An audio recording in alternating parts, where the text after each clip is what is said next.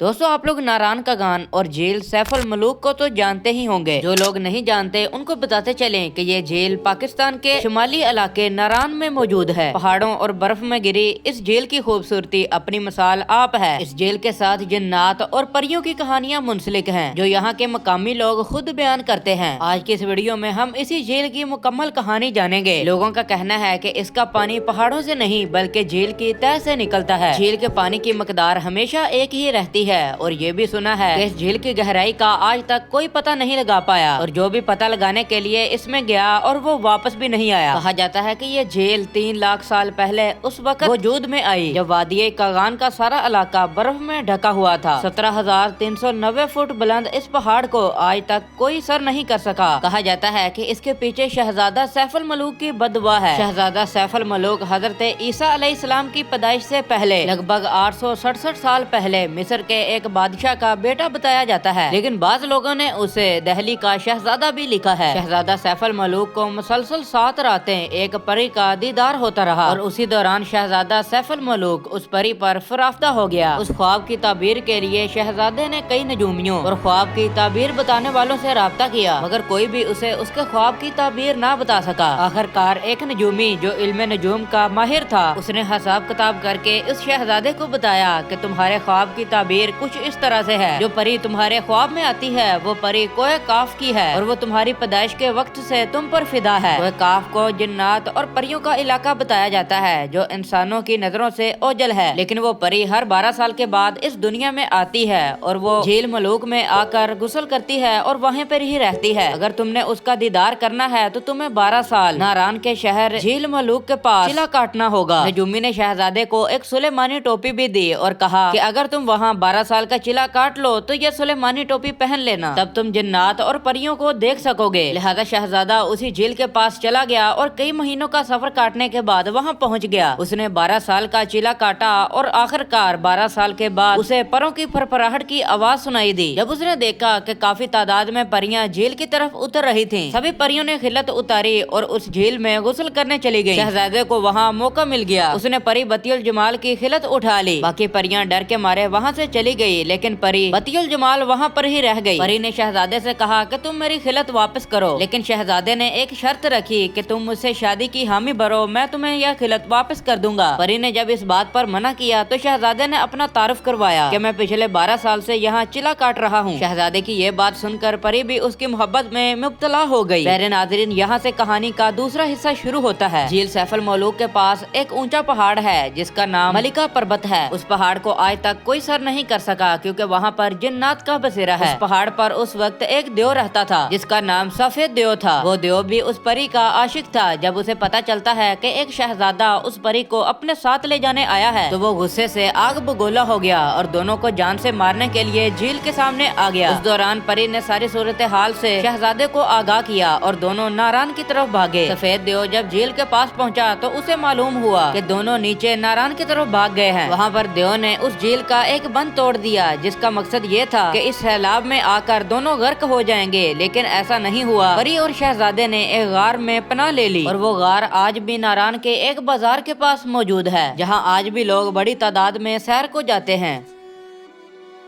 इस उम्मीद के साथ कि हमारी आज की वीडियो आपको पसंद आई होगी। वीडियो को लाइक कर दें और चैनल को सब्सक्राइब करना ना भूलिएगा। ऐसी मजीद इंटरेस्टिंग वीडियोस देखने के लिए मिलते हैं नेक्स्ट वीडियो में। अल्लाह हाफिज।